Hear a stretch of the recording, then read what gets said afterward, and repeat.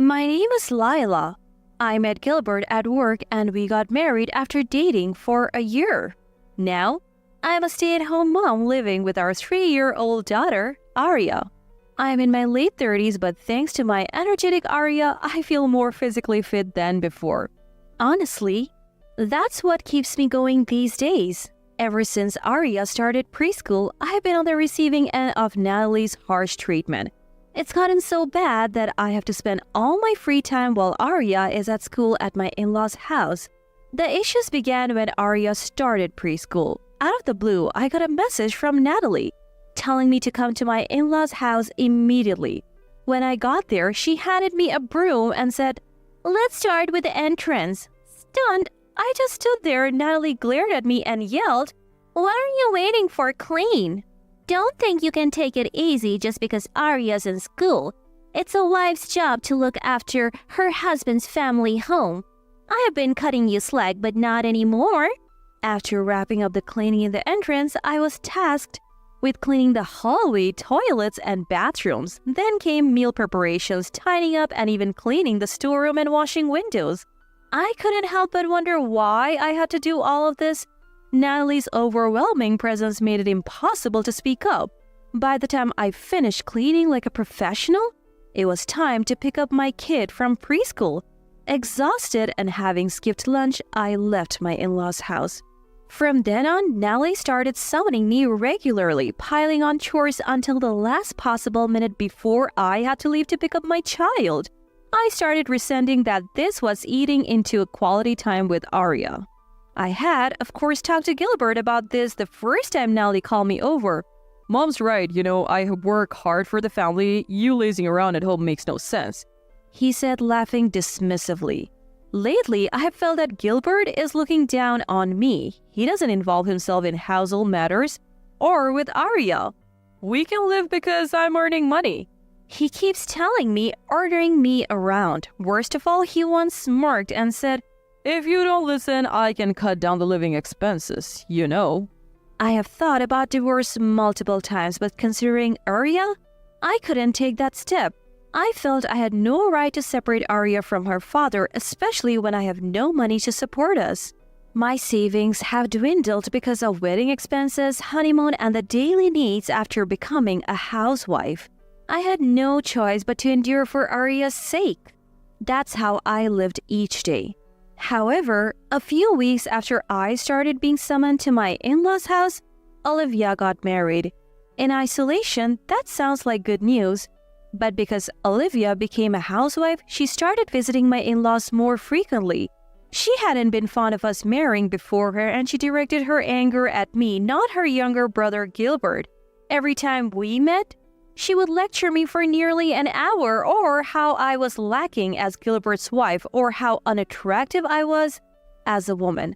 I used to tolerate it by suppressing my feelings and just agreeing, but Olivia didn't seem pleased with that either.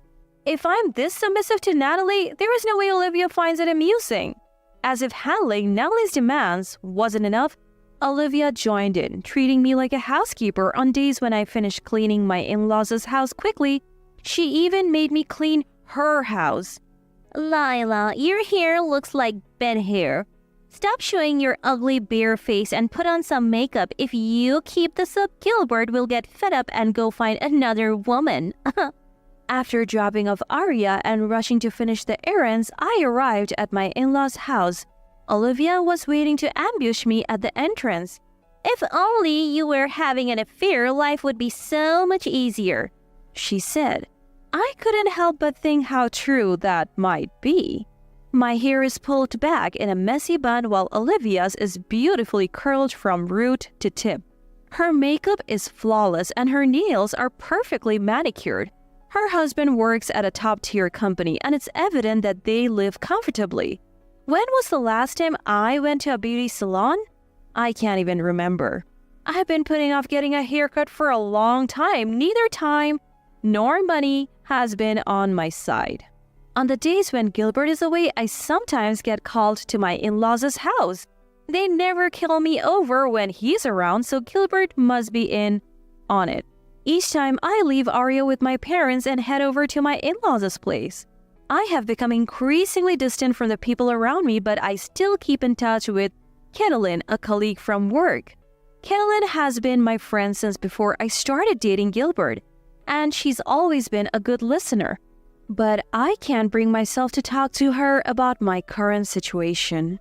So when I received a surprising message from her, I was momentarily stunned. Long time no see, just left a party, and Gilbert seems to be a great dad. He does the cleaning and laundry and is very involved in childcare. Not many husbands like that around, so cherish him. Let's catch up sometime. A good dad? Cleaning and laundry? Childcare? I was baffled. Was she talking about someone else? Before I knew it, I was calling Caitlin.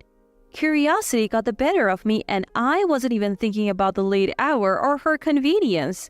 Hi, it's unusual for you to call this late. Is Arya asleep? Hearing Caitlin's voice after so long was nostalgic, but that wasn't the last thing on my mind. What did you mean by that message? I got straight to the point. Huh? Is something wrong? Gilbert was bragging about it at the party. According to Caitlin, Gilbert had been boasting at the office party. During the week, I had come home to handle the cleaning and laundry, and weekends were for quality time with our daughter Arya. Gilbert used to help around the house when we first got married, but that changed once Arya was born. I have asked for his help multiple times, but he never lends a hand. In fact, he might have stopped helping long before Arya was even born. It's frustrating that Gilbert does nothing around the house. Is he really just lying just to get some praise? I feel foolish for enduring this. I am looked down upon by Gilbert, bossed around by Natalie and Olivia, and still I tolerate it. Overwhelmed by my feelings, I found myself tearing up while still on the phone with my friend Caitlin. What happened? Is everything okay? Startled by my sobbing, Caitlin immediately asked what was wrong. After hesitating for a moment, I decided to confide in her about Gilbert's attitude and the harassment from Natalie and Olivia. That sounds really tough, she said. Hearing those words, my tears flowed even more freely. Caitlin stayed on the line with me until I had calmed down. I'm always here if you need to talk, but seriously, what is he trying to achieve by lying? Anyway, it's getting late and you should get some sleep. Gilbert will be home soon, right? When I stopped crying, Caitlin said, "Take care," and hung up the phone. I realized an hour had gone by talking to her. I had a message from Gilbert saying, "The party's still going on, so feel free to go to sleep." Something felt off. Just like Caitlin said, why would he lie? Was it because he wanted praise? I couldn't really tell. That night, I couldn't sleep with all the thoughts going through my head. I woke up early than usual the next morning, and Gilbert still hadn't come home. My suspicions started to turn into certainties. Hey, sorry to call so early, but could you do me a favor? I called Caitlin and asked her something. 3 months had passed since then. Life was still the same, being bossed around by Natalie and Olivia like a housekeeper, but it didn't bother me as much. Freedom was just around the corner. Knowing that made things easier. Today, just as I suspected, Gilbert told me he would be late coming home from an anniversary party. Don't wait up for me," he said, eyes glued to his phone and wearing his favorite shirt. To that, I mastered the biggest smile I could and saw him off with, "Have a great time. It's your fault we are unprepared for Christmas since you didn't show up on Christmas Eve. Get the preparations done now."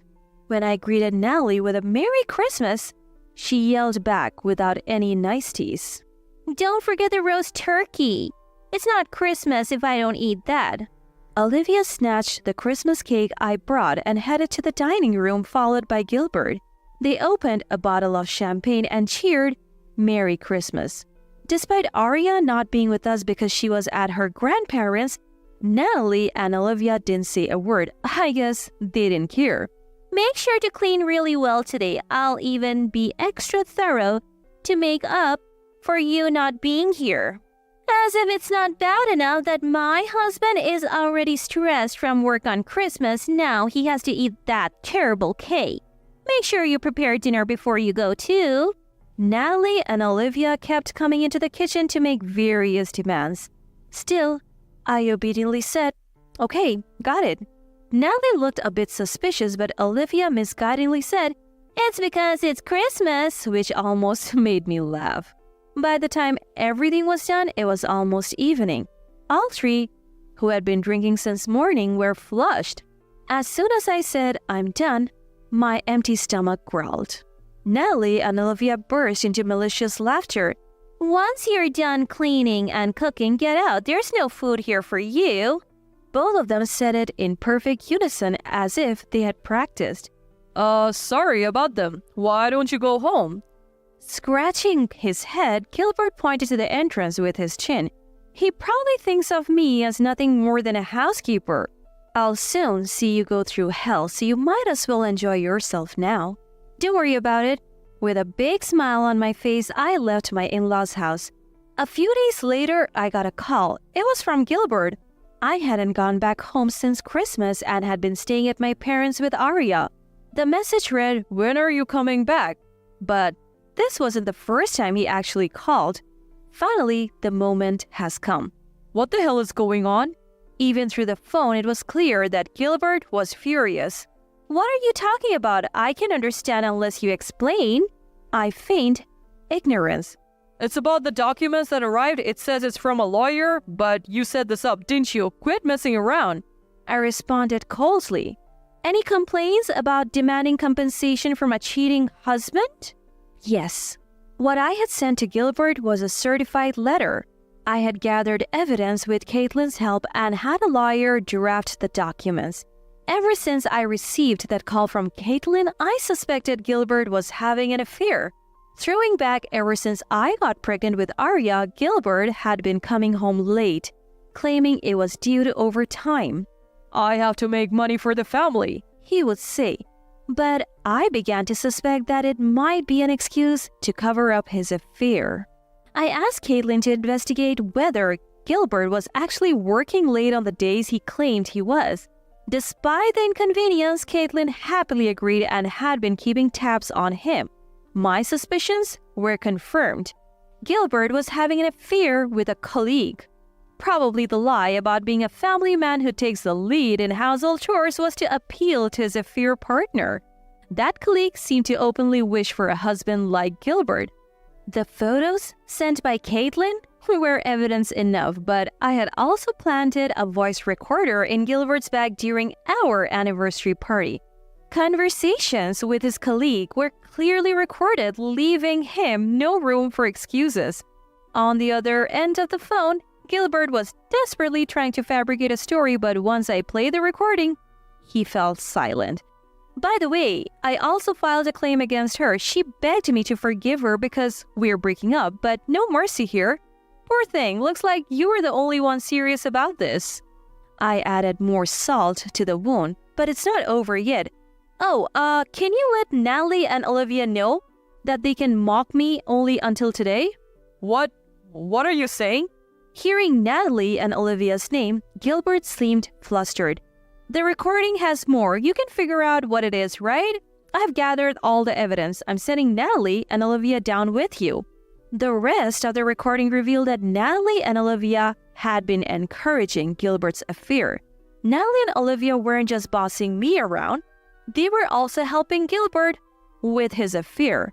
They always summoned me to my in-laws' home on days when Gilbert was out just to keep me from going anywhere else.